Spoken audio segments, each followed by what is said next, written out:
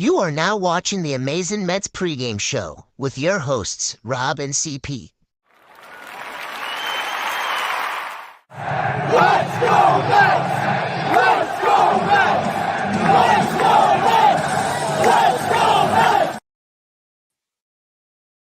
What's up, Mets fans? Welcome back to the amazing Mets PreGame Show, playoff edition. Mets fans, how you feeling after Game 1 yesterday? That 6-2 beatdown of the Philadelphia Phillies at Citizens Bank Park. Shut up, those fans.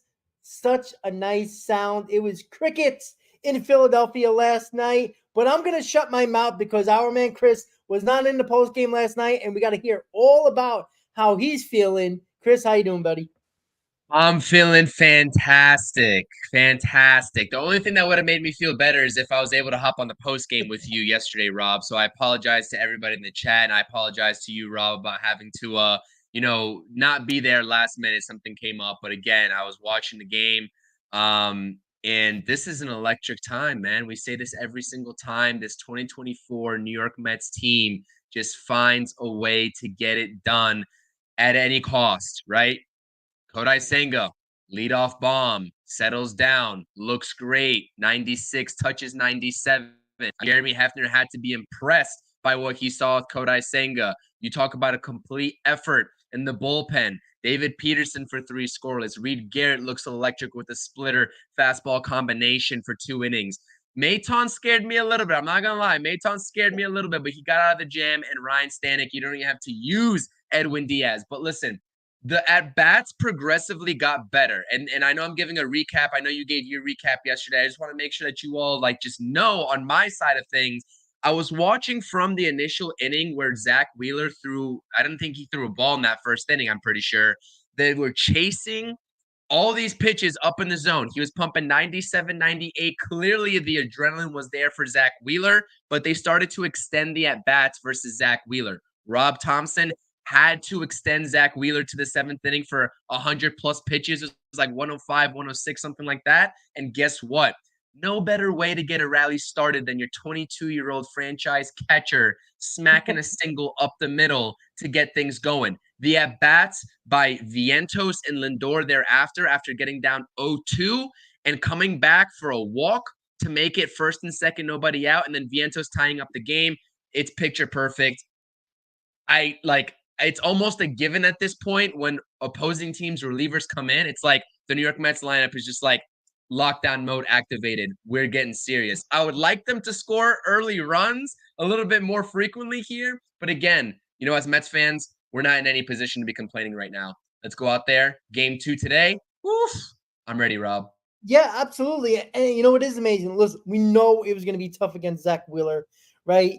But at the last inning and a half or so, you just brought it up. They started to work the counts a little bit more. They started to get better at bats against them. Now, they didn't end up getting the results that we wanted, but it ended up making throwing over 100 pitches, leaving Wheeler in the ball game, which could affect down the road in this series if it comes up to be that, because Wheeler hasn't really done that as much this year than in years past when it came to pitch count. Usually it's between the 90 to 95 pitch count where they usually don't let him go beyond that.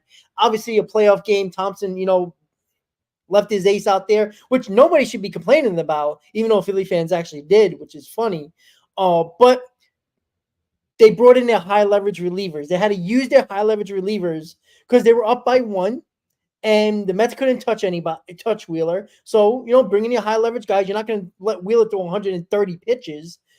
And it was their big guys that came in, right? Hoffman, who really just let everything happen in that inning. And the Mets just, like this guy wasn't even throwing gas. Like, this guy wasn't throwing nothing. Like, it was like a T-ball. Like, that's the way it felt. As soon as Wheeler came out of the game, boom, Alvarez. Lindor again with a great walk. And then Vientos, then Nimmo. Like, it was just so much craziness going on yesterday that, again, with this late inning heroics, it was like expected from this team. And you know what? You saw the reactions and the Fox broadcast. They did actually a good job yesterday. shockingly, but they did a good job yesterday. They panned to the dugout once Wheeler came out of the game, and the smile on their faces and the relaxed faces of the New York Mets. They knew they were going to come back in this ball game. And why not? It was 1-0. They had 2 hits from Kyle Schwarber. One was a home run. One was a bloop hit. At that moment, they used 4 relievers. 4 pitches in the game. And the Phillies had 2 hits and the Mets had 1. So why wouldn't they feel confident? This wasn't a 3-run lead. This wasn't a 2-run lead. This was a 1-run lead. A lot easier than the 3 and 2-run leads they had to deal with, or deficits that they had to deal with. The 2 other games they came back from against Atlanta and the Brewers. So they knew they were going to come back in this ball game. Win it? Who knows? But they eventually did. And it wasn't just, oh, let's go 2 runs and let's, sweat it out in the last inning and a half. No. Last inning, right? No. They can't do that. They got to put up 6 runs, 5 in the eighth and 1 in the ninth. And it just happens that quickly. Like, they turn on a switch in these late innings. I would love for them to do this in the first 2 innings. It would make it That'd be great. Of a day. That'd be great. But they actually find a way. And I don't know what it is. It's something in the air. I don't know what it is around this team, but they just do it. And was there any Met fan that felt like this team was going to lose yesterday? 1-0, right? Even when Zach Wheeler was dominant as hell, we knew this bullpen was coming in at some point, because around the 5th or 6th inning, that pitch count was going up. And I'm like, he's not staying in this game. Or, you could start thinking about a complete game shutout. But when that pitch count went up, the last 2 innings, he pitched over, I think it was close to 40 pitches in 2 innings. That's where the Mets really was able to get him out of the ball game, and they took advantage of 2 of the best relievers in the Phillies bullpen, and they did their job, Chris. Yeah, I mean, Hoffman and Strom have been really solid. I think Rob Thompson, I was watching his post-game interview and saying basically they haven't done that. They haven't been smacked around like that all season long. And so it was kind of shocking for him to go out there and see that. And really, if you're a Phillies fan, especially the Phillies manager, right, you're expecting that bullpen with those 2 guys to lock it down, even if it's only 1-0. But again, that just goes to show you how resilient this Mets lineup is. They grind at-bats away. Listen, the first couple of innings, the at-bats were atrocious, right? I think outside of maybe even Jesse Winker, because I think he was the only one that had the discipline early in the ball game to lay off that high heater. Everybody else was seemingly chasing that high heater.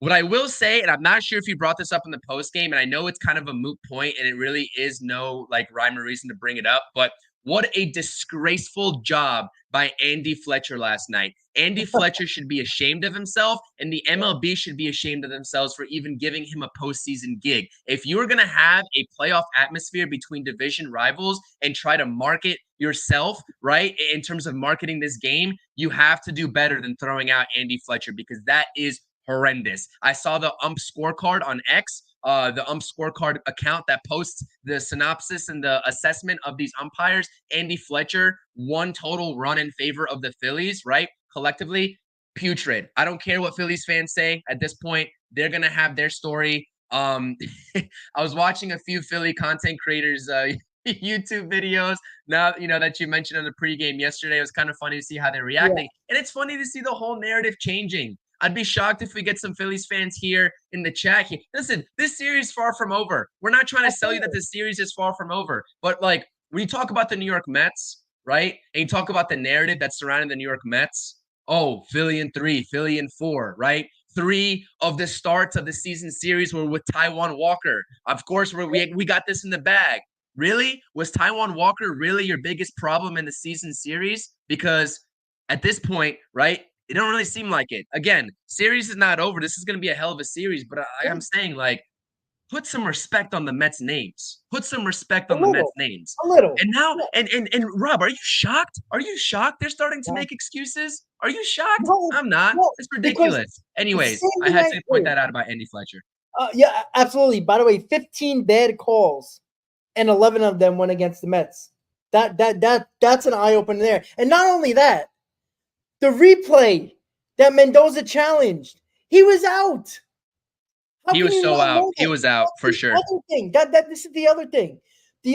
Why have replay? You're supposed to have your best umpires in game, the guys who have graded the best out of the entire season, and your best umpires who would be in the replay booth for these games. It can't.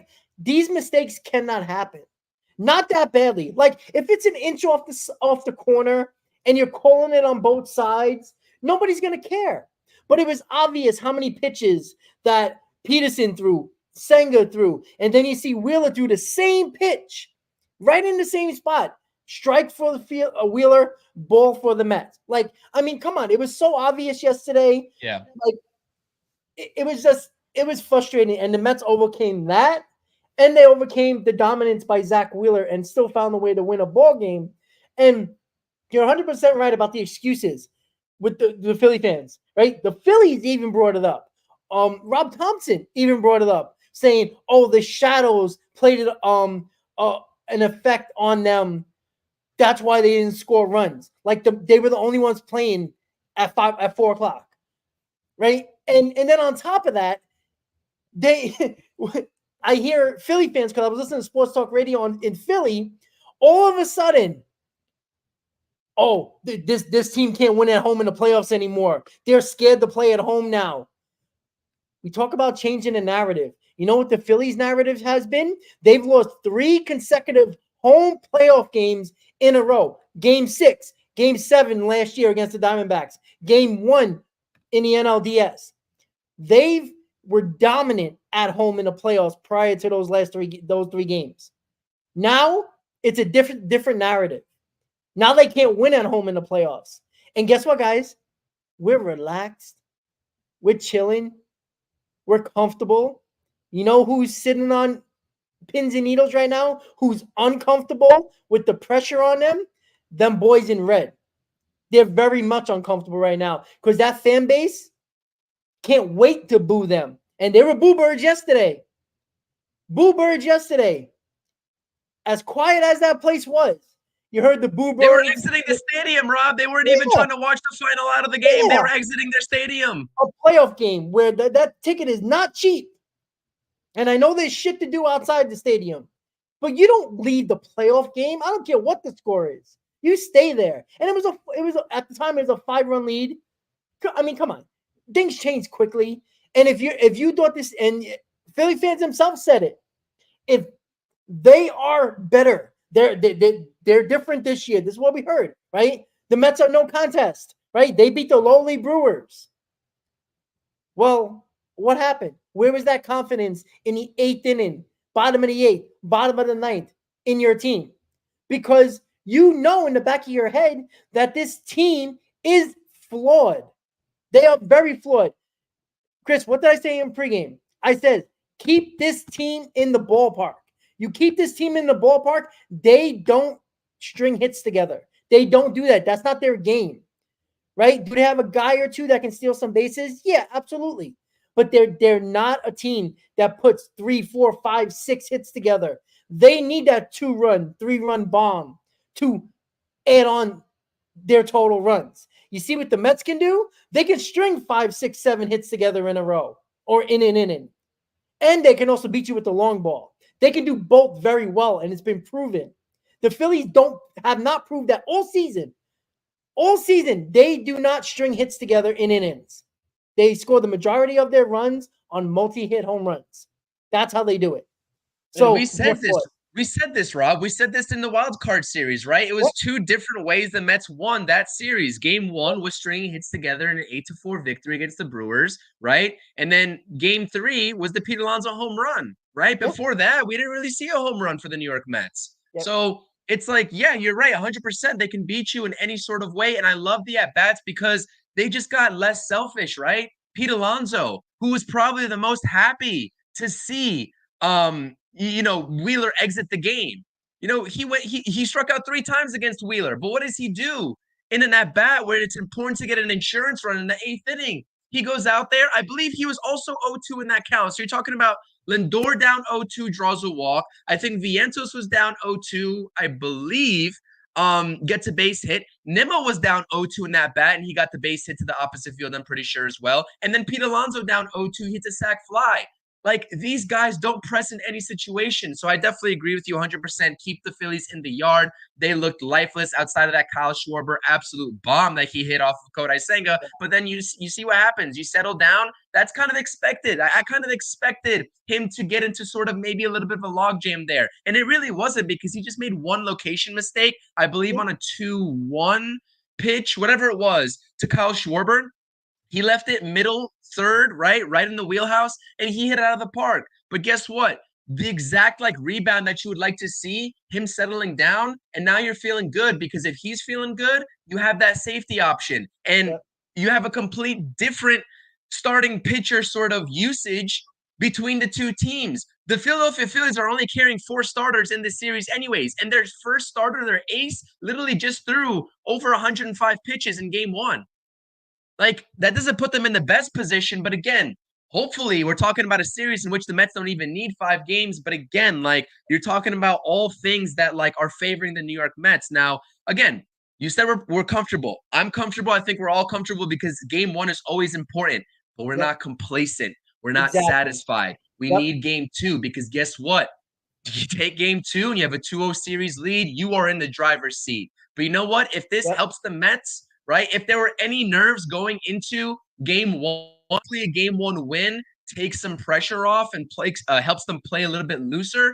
But again, I don't have any worries about this team in terms of the pressure that may be on them, quote unquote. I don't have no problem, because it seemed like they never were pressing, right? Even the at-bats, when they weren't going their way, it seemed like they knew they were going to lock in at some point in the game. It just was a matter of when. And you saw Alvarez, his energy after he got that base hit, he gets into the dugout. Reed Garrett is waiting for him, gives him a bear hug. They're kind of celebrating, and then they're right up to the top of the step of the dugout.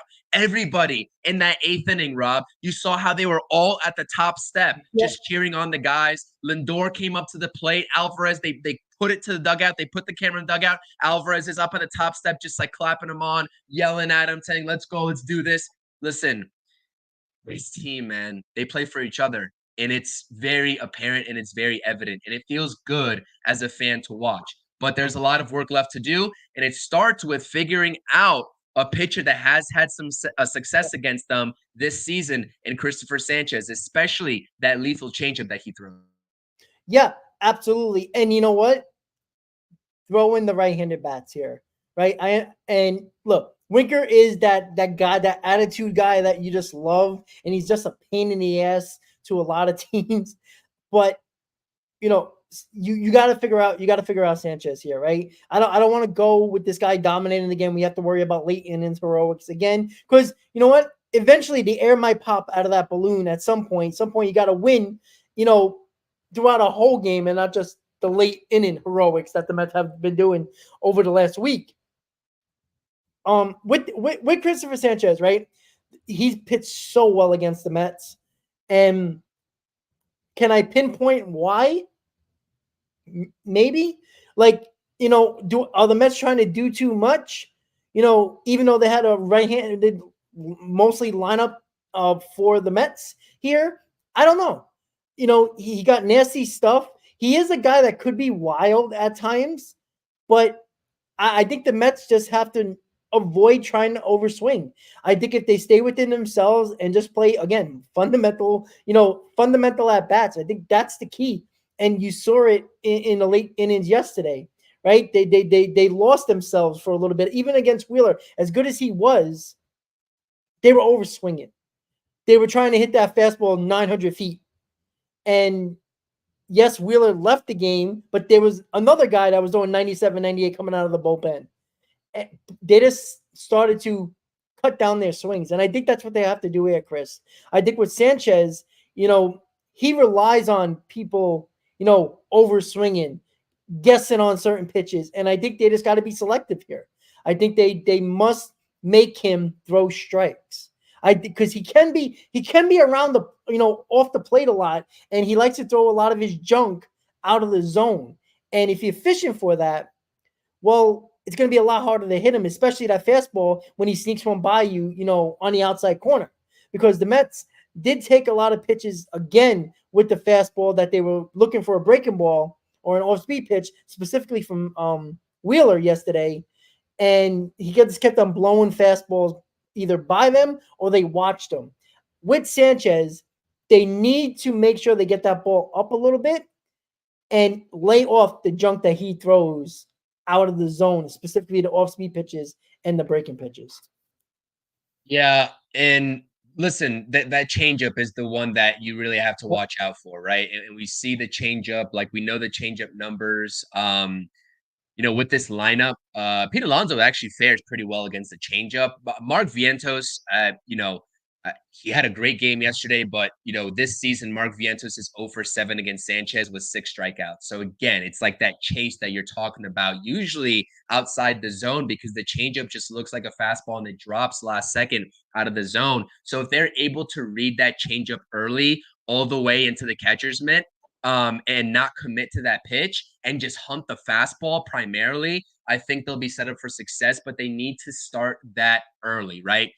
I would like to see, I'm all for having aggressive at bats, but if they worked it in reverse where they're a little bit more selective in the first couple of innings to see that changeup more often and get a feel for it, I think that'll benefit them in the long run. Listen, Sanchez has had some pretty good success against the Mets. He's gone deep into a ball game once. He's pitched 7 innings against the Mets, I think, one time of his 3 starts this year. The other 2 times were 2/3 innings pitched. Again, you talk about a performance of 3 earned runs given up, 2 earned runs given up, etc. But this is a guy that if you can go ahead and make him throw a lot of pitches, get him out anywhere near like 5 2/3, maybe even 6 max. And then you're talking about a Phillies bullpen that, again, they prioritized a couple of their main guys yesterday. So maybe you see some of the back end guys. I don't know how Rob Thompson is going to try to work this because, again, this is a very crucial game for them to try to even up the series in game 2 because you'd hate to go down 2-0. Any team would. The Mets offense, I think, has a potential to make their presence felt and to make the Phillies regret the way they went about choking last night's game. They have the opportunity, especially if they're able to chase Sanchez out of the game even before 5 innings or right at 5 innings. That's going to be a lot of stress on that bullpen, which is exactly what you want to do if you're the New York Mets lineup. So again, I would like and prefer them to be, selective. But again, you talk about some guys that have had success against Sanchez in their careers. I mean, Lindor's 3 for 9, Marte's 4 for 11, Nimmo's pretty good too. I think he's 4 for 12. Alonso's 4 for 18. So these guys have seen Christopher Sanchez, especially this season. But again, at any point, regardless of who they're playing for, maybe that might help them. I don't know. Listen, if last night was not an indication that playoff baseball, it just hits different, right? The scenarios, the pressure, everything, just it hits different than regular season baseball, then I don't know what will. But again, I think the Mets offense really, they're in the driver's seat. But you talk about Christopher Sanchez's counterpart, Mr. Luis Severino. I mean, he could definitely take some lessons out of some starts that he had against Philadelphia. He's actually fared decently well against Philadelphia. But again, we know what he's going to throw. 4-seam fastball. Hopefully he's up to 97, 98 today. The sinker, the 2-seamer that runs in on right-handed bats and away from lefties, and then the sweeper. What do you want to avoid? You want to avoid, especially to Bryce Harper, throwing 6, 7 sweepers in a row. If he's fouling a pitch off, right, go to something different. Change up the look because it's hard to locate a sweeper in the exact spot that you want it 6 or 7 times in a row. You're bound to make a mistake. So go out there, give him a different look, and then come right back to it. But again, you have to give him that different look. I see this lineup maybe outside of JT no different than the rest of these guys that we faced in terms of the Braves, the Brewers, etc. You're going to have success living up in the zone, just like Wheeler did to the Mets last night. I think that is the game plan for a lot of teams around the league. Do it again, and let's hope for Luis Severino to go toe-to-toe and match whatever production, if not better, than Christopher Sanchez produces today. Yeah, and look, Luis Severino, the key pitch for him today with a strikeout team in the Phillies is that four-seam fastball up in his zone. He's got to utilize that. He's got to let them chase. They are a chase type of team. They love to chase. They're a strikeout team. And, speaking of, what Severino needs to do against the lineup, you see what Rob Thompson did? He benched Alec Boehm, their starting third baseman, today, right? If that's not a panic move, I don't know what is, right? Cool, calm, and collective Rob Thompson is making that drastic a move to put, Sosa in at second base today. I'm sorry. I think it was Sosa. I'm sorry. Yes, it was that, right? Yeah, it's Edmundo Sosa. Is he playing third or second? Third base, excuse me. I'm sorry about that. Third base. That's right. Base, I'm sorry. I was thinking, what the hell was I thinking? But yeah, to put Sosa in there over Boehm. And that can be the spark that they need. This guy comes in not expecting a start, and boom, he's in for Boehm. But it shows you Rob Thompson doing a little bit drastic things here. Like, he's not taking out Hopper. He's not taking out, some other bigger names. But Alec Boehm is their starting third baseman. This kid has had a lot of big hits for the Phillies in the postseason, and he benched him. Interesting, Chris. Very interesting. Yeah, I mean, listen, like, you got to make quick adjustments if you're in this position, right? Regardless of which team you're managing, you have to make quick adjustments. And I mean, I think Mendoza did it too, but to a lesser degree, because that's how deep the Mets are, is that you don't see Tyrone Taylor. Tyrone Taylor's been a consistent guy in this lineup, and he did extremely well for the New York Mets down the stretch in September, but he has been struggling just a little bit in his at-bats recently. So again, Carlos Mendoza switching up the look, right? They're kind of interchangeable, but I do think that I would prefer having Tyrone Taylor's bat in there, regardless if I'm looking at these guys side by side. But again, like, this is playoff baseball. Anybody can come through to you. Maybe they do get a spark in Edmundo Sosa. Like, you never know. This move could pay off for them, or it could not. It could make no difference at all. But these like, this is the type of managing that we're seeing from everybody, is quick adjustments on the fly. And that's exactly what the Phillies did. I agree with you. The lineup, their production outside of Schwarber and Harper really wasn't that impressive. So again, this is something that's been kind of a common theme for the Phillies in the playoffs at some point, whether it's the opening round, whether it's the NLCS or the World Series. Like, eventually their offense fizzles out. But, I'm not going to sit here and put it past them that, and tell you all that they're not a good lineup. I came into the series doing a series preview. Like, they got guys that can put the ball over the wall at any given moment. And I'm not one to underestimate any opponent. Like, we've given our fair share of credit to the Phillies before this series started, but it's go time now. If those bats are cold, if you talk about momentum, and it's actually funny because I saw someone ask, I don't know who the reporter was. I couldn't make out who the voice was, but he asked Nimmo and Vientos, so do you believe in magic? Do you believe in momentum? And then Nimmo's like, let me let Vientos answer this first. And he kind of gave a chuckle, and Vientos was like, no, I don't believe in that. I believe in hard work, whatever. And then Nimmo's was like, yeah, but I do believe in momentum. So, like, it's sort of like a debate here. Like, you take a week off, you're sitting there, you're not game ready. The Mets just played an electric series, and they're at full throttle. Like, they know what they're calibrated in a way to have been playing at that point, 9, 18, 27 innings of hard-nosed baseball in close games, pressure situations. So they're not cold. I don't know if that has anything to do with anything. I'm not sure if the players believe in that. I'm not sure even if you believe that, Rob. But I think it's something to be said potentially for already being game speed and game ready, having played a wild card series versus the Phillies just being at home and kind of maybe lollygagging in a way. So I don't know, man. Whatever it is, hopefully the trend continues in that the Phillies lineup is just struggling to figure it out. Would love nothing more than to escape tonight with a 2-0 series lead and going into the off day feeling ecstatic and talking about New York Mets baseball on an off day, and like, we got this like in hand. Like, we are in the driver's seat fully now. Not just 1-0, but 2-0. Yeah, absolutely. And you just hope those bats stay silent, but it comes down to our pitching. They got to do the job. You got to execute. Senga, after that one pitch to Schwarber, he executed for 2 innings, right? And every other Mets pitcher after that executed and didn't let, even when the Phillies threatened a little bit, they were able to do the job. And it's just a good sign because the pitching has been really good as well, and that's the most important thing. Obviously, in the playoffs, you need to score runs, but you score runs, you got to have your pitchers put up zeros as well because this has been a very odd postseason. If you look at the first games all around baseball in the playoffs, right? It seemed like somebody would jump out of the chute, scoring some runs. I mean, look at the Yankee Royals game yesterday. I mean, the Yankees look like they haven't played in like 6 months, and the Royals, were walking the ballpark, and they just played a couple of days ago. So it's like it's amazing how the momentum shifts. Is talking about. And look, that little conversation, that little post game interview with Nimmo and Vientos, and them joking around with each other.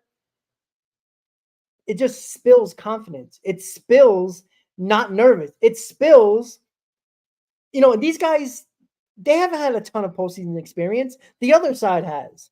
For those guys to just be joking around and just be loose like that gives me even more confidence going into this game with the lineup, with the pitching. Like you could just tell if you listen to the post game interviews from the Phillies, they didn't feel so good. Like they just felt a little lost. Like they were confused what happens. They were shocked. It was like shock and awe. That's exactly what it was. That's probably the best words I ever said in my life. Shock and awe. That's exactly what it felt like. And that's the way it seemed to them. And, going back to this lineup, Chris, I just wanted to talk about this. Harrison Bader is finally getting a start. And Mendoza did this with JD Martinez when he got a couple of hits a few games before and was like, you know what? I'm putting JD Martinez right back in there. And he did. Same thing with Bader. You got that base hit up the middle, nice solid contact, line drive up the middle, and he's playing today. Now they could easily put Tyrone Taylor over Bader. He's right-handed as well, but Tyrone has been swinging at a lot of junk lately. Nothing to say bad about Tyrone Taylor, but he's been having some bad at bats as of late. Off. He's looked a little off, yeah. A little bit, yeah. So you know what? Maybe he's not a starter. He's a bench guy, right? He's a fourth outfielder. Maybe he got a little tired. Maybe he needs a break. So put in Bader in there, who probably feels good about yesterday, getting that base hit, stealing that base to get that insurance run in the ninth. Mendoza does this often. And you know what? Would anybody be shocked if Bader's the one that actually does something today? I wouldn't be. Because it just seems to work out like this for the Mets all of a sudden. And I do want to say this because I said it in the post game, right? I was getting on Philly fans. I was talking about the flaws of the Phillies. I kept on saying this like 10 times yesterday in the post game. We're not saying this series is over, right? But why we should have confidence. We should feel confident going into today, right? We know how good the Phillies are. It can change in a snap of a finger, just like it did in the 8th inning for the Mets. But I seen a team in the Mets that continue to play 27 outs. That's the difference, right? After the Schwarber home run, it felt like Philly fans thought they won already. That's the way it felt. That's the way they seemed it looked, and everything happened in the game. That one home run, just game over. They didn't play 27 outs. The guys in gray played 27 outs. And it benefited the Mets, and it cost the Phillies, Chris. Yeah, I said it earlier, and I think you just confirmed it there. Like, we're not saying the series is over. I'm not going to put that sort of bad juju on the Mets and call something that's clearly not over. But it's not fair for the Phillies. how can you not feel good? Listen, Philly fans are going to say what they want. It was abundantly clear going into yesterday's game that they were feeling good about their team, as they should, right? They won the NL East. They were one of the better teams, if not the best team in baseball. Forgot how the records actually shook out after 162, but it doesn't really matter, man. Again, postseason baseball, anything can happen. And you know what? I don't really care what Philly fans say. I'm going to watch the Mets play their game. Hopefully, they prove us right in the end because we are confident in our team, and nobody that you can say whatever you want. Nobody's going to stop that fact. And you know what? I mean, it's either them or us that are going to have to be on here, recapping a series, after you lose it. So I just prefer it not to be us, especially after taking a 1-0 lead. But again, like, I think this team the vibe that I got from them before game 3. I had an uneasy feeling in game 3 in Milwaukee, but I something in me told me like this team, the story that they've created already, this season, they've got more baseball. They got more playoff baseball left to be played. They have a bigger stamp to put on this season, right? In terms of changing that narrative. So no, I agree with you, man. Like, listen, you still have to face two talented pitchers over there, Christopher Sanchez today and presumably Aaron Nola in game 3. You can also talk about Rob Thompson and his pre-series, right? Before even the series kicked off, his managerial decisions in terms of switching Christopher Sanchez and Aaron Nola and flip-flopping their starts, because I guess Christopher Sanchez is a lot better at home than he is on the road. And I do agree with you in terms of today's lineup. Like, you look at the splits, Christopher Sanchez has had success all season long, but righties tend to be a little bit more successful against him.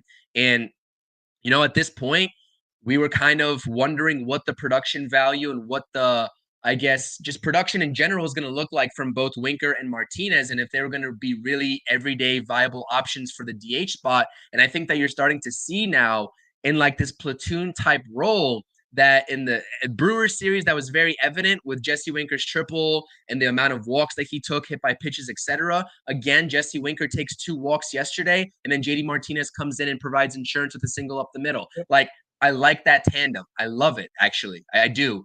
So we'll see, what the configuration of that is moving forward for the Mets in terms of Carlos Mendoza. But yeah, man, it's top to bottom. It takes a team effort, not only from David Stearns bringing the proper personnel in here, but Carlos Mendoza actually managing the personnel in the correct way. We've been saying this about Carlos Mendoza. Yes, there are going to be decisions that he fumbles, right? And he's not going to look like the best manager, right? Just like the Maton decision that everybody was wondering why he didn't take him out in that middle game in the Brewers series. But again, like, you take a look at the full sample size, of his resume, especially this season in 2024, and that's a guy that you can back. That's a guy that has the track record that you can trust more often than not. So again, we ride with this team. We talked about this team every single day this season. We've invested our time on pre-games, post-games, roundtables, everything else in between, making videos about this team. We know the ins and outs of this team at this point, right? So how can we not ride with this team until the very end? This is a great opportunity in front of us to do something and put themselves in a great position. I cannot under or overstate the importance of leaving Philadelphia with a 2-0 series lead versus 1-1. This is a prime opportunity. I hope the Mets don't let it slip away from their fingers. Go out there, get the jobs done, and be locked in. Christopher Sanchez is great, but again, not as good as Wheeler, and he's not unhittable. He's not like lockdown dominant like Chris Sale and Zach Wheeler were for the majority of 2024. You can get to this guy. Don't prioritize the changeup. Get into hitters friendly counts. And I think that's what the Mets did yesterday as the game went on, even against Wheeler. Like, you saw every at bat in the first like 2 or 3 innings, it seemed like it was like 0-2, swing and miss, watching the outside fastball, right? A nice strike, a get me over slider early in the count that they weren't expecting. But then you started to see, okay, Zach Wheeler, he was kind of losing control just a little bit.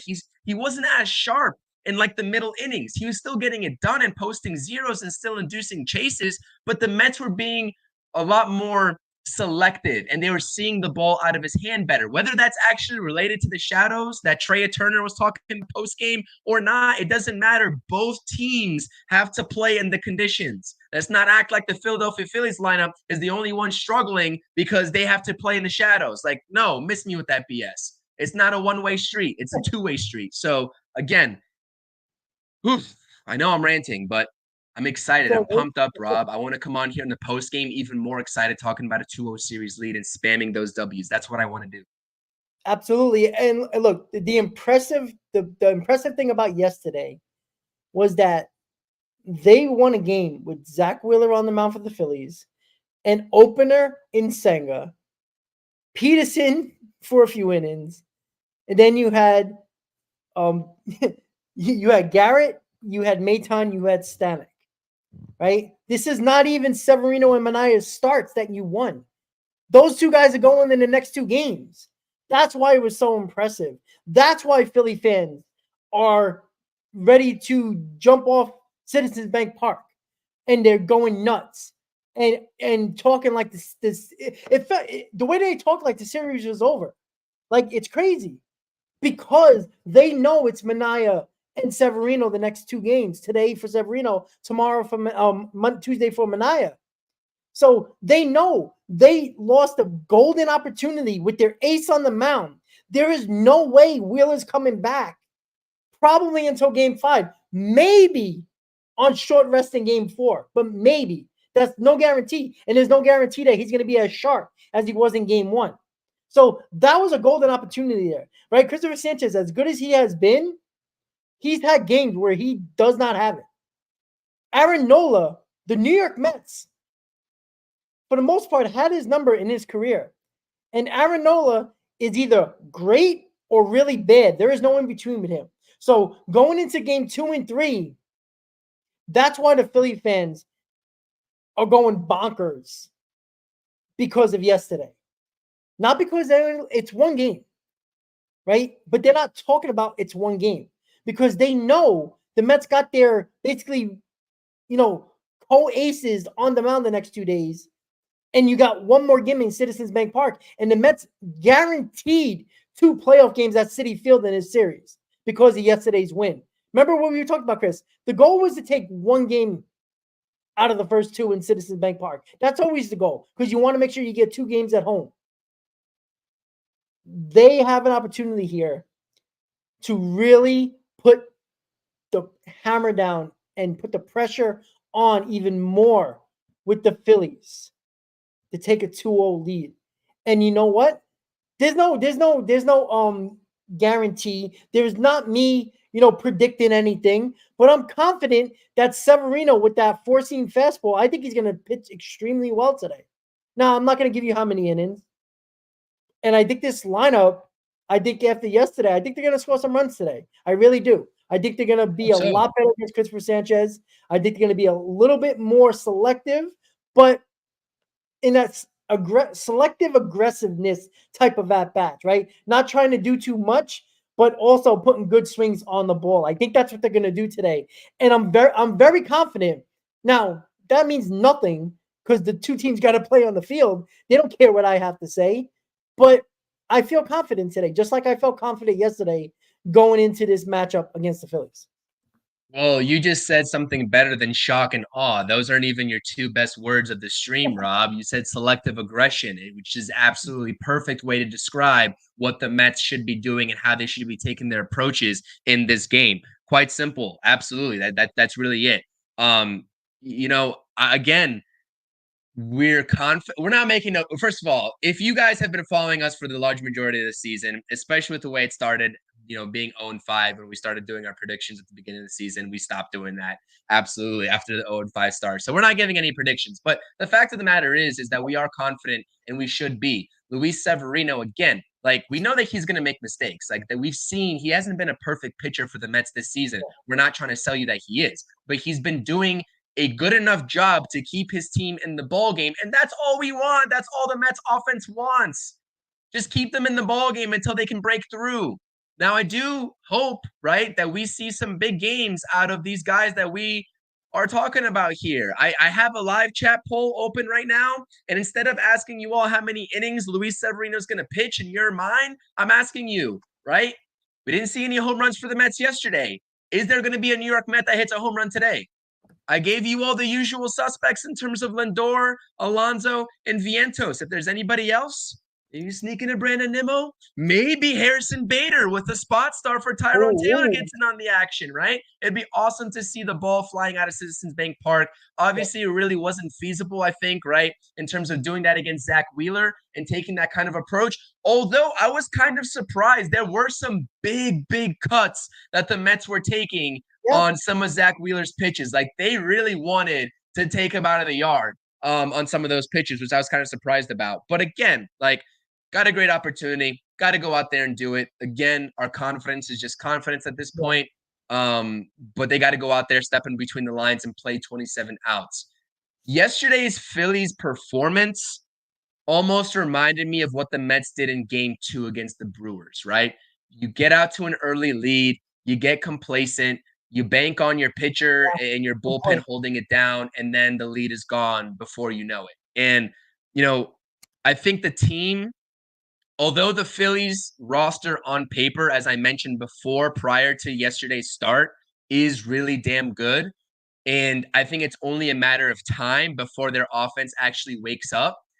Hopefully, the Mets get it done before that actually happens.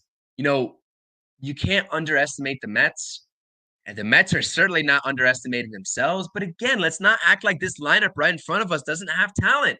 I mean, they have been getting it done all season long. We talk about young guys and Alvarez and Vientos being a part of the daily lineup. We talk about the core and Lindor, Nimmo, Alonso.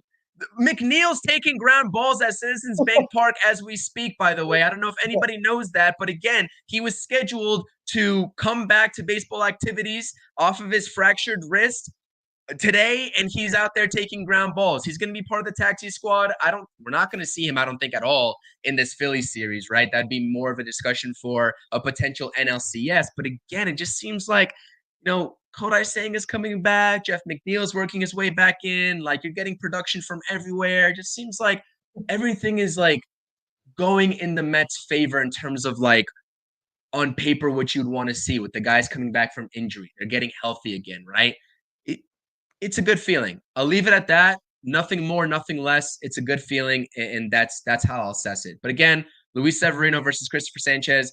I'm looking forward to this. We saw two matchups between Christopher Sanchez and David Peterson. Obviously, David Peterson with the 3 innings yesterday. Shout out to David Peterson, though, right? You talk about a 3-day span where he closes out a ball game, and then, first of all, he's games all season long, ever since he got back off the IL. Then he goes out there and closes a game, the most important game at the time, Game 3 in Milwaukee. Then he's tasked with coming out of the bullpen. That's like 3 different areas of pitching that take different preparation, right? And a different mindset to have. And David Peterson has just been absolutely solid in terms of whenever and wherever his name gets called. So listen, man, I think these guys are truly bought in, and it doesn't matter in what capacity, their number's called, they're going to show up and do it. Harrison Bader pinch running again, right? Getting a base hit late in the ball game, swiping a bag. This is what we love. This is when we came on stream and told you all, especially after the deadline, when David Stearns went out there and got guys like a Jesse Winker, he got guys like a Ryan Stanek, a Phil Maton. Yep. They were adding to the already deep team that they had, and now we're reaping the benefits because of it. Listen, the Mets don't even have Daniel Nunez. And it sucks because Daniel Nunez would have been an absolute awesome piece to have in this bullpen, an already great bullpen. But the fact that you can go out there and sort of mitigate that production with the Ryan Stanek and how electric that he is, dude, like, what are we doing here? Like, this is a masterclass job by David Stearns. I want to talk to you about this, though. I'm sure we're probably coming up to the end of the stream here, probably giving our final thoughts soon. But, what do we expect in terms of the pitching lineup today for the Mets? Who do we expect? Because I'm pretty sure Buto, his name might be called the first one out of the bullpen. Would not expect Phil Maton to be available if I had to guess, although I never know. There's situations that I personally wouldn't have put Phil Maton in, and Mendoza has, so maybe he is available. Pretty sure David Peterson is not going to be available after going through yesterday and potentially, maybe even appearing again out of the bullpen this series. What do you think the configuration is in terms of who's coming out of the bullpen whenever Luis Severino needs it? I mean, you would expect, even if Severino isn't great, similar to like the Brewer game where he didn't really have it, but he still battled his way through 6 innings. But say he doesn't, and he's not giving up a ton of runs, but his pitch count is way up there. You want to have him just in case later in the series if it comes up and he's just not having it. You might take him out early, say the 4th inning. Would you be shocked to see Tyler McGill, who's pitched well against the Phillies? Would they do it again like they did yesterday with Senga Peterson? I mean, why not? Right? I mean, it wouldn't be the worst thing in the world, but I do believe that Sevy's going to at least go 5, and then you have Budo to come right in for the 6th and 7th, and pick your poison with the 8th inning. It could be Stanek, it could be Maton. Who knows? I wouldn't be shocked if it's Maton. Again, circle of trust. I said this yesterday in a post game. The circle of trust in the postseason, the pitches get a lot smaller in that circle of trust. There's not a lot, right? You ain't sending an Avino out there in a 1-run ball game in the 8th inning, right? You're going to be seeing the same guys, just like every other team. There's about 4, possibly 5, but usually 4 pitchers that you're going to see from the 6th inning on. You're not going to see much different. Obviously, if they pitch 2-3 games in a row, when you get to game 4, you might see somebody different. But most of the time, you're going to see the same people. And by the way, you know what's even better about this? They didn't use Buto yesterday. They didn't use Diaz yesterday.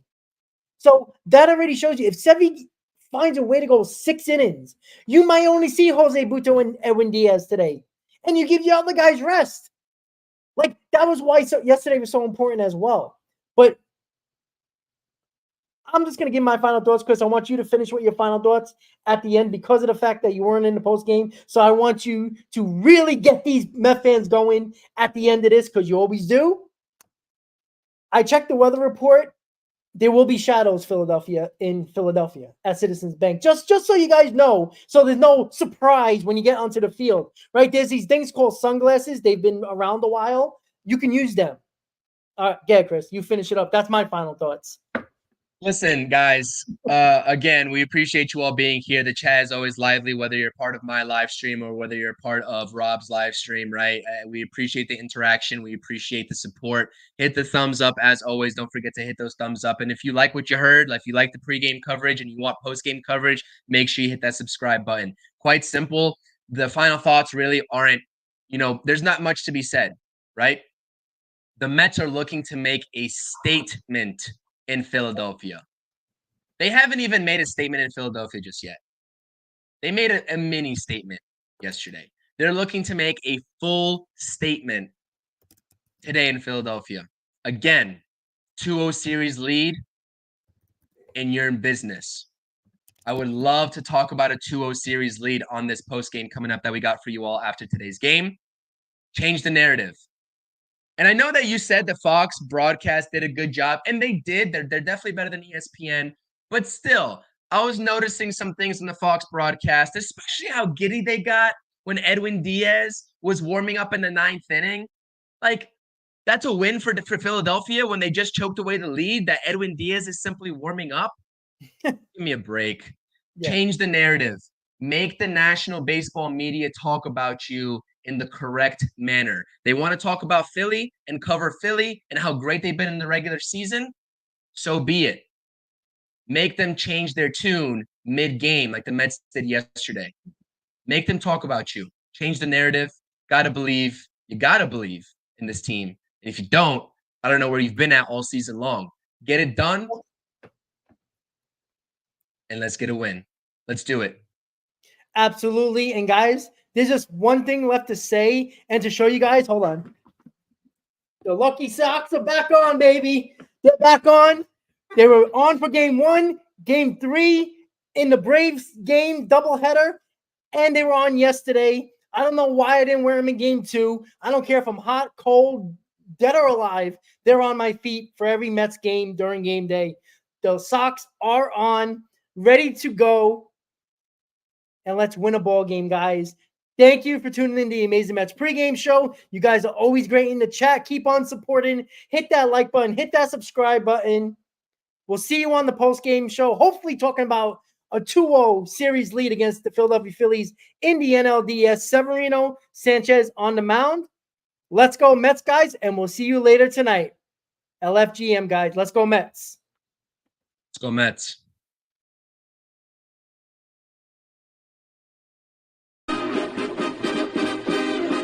Meet the Mets, meet the Mets. Step right up and greet the Mets. Bring your kiddies,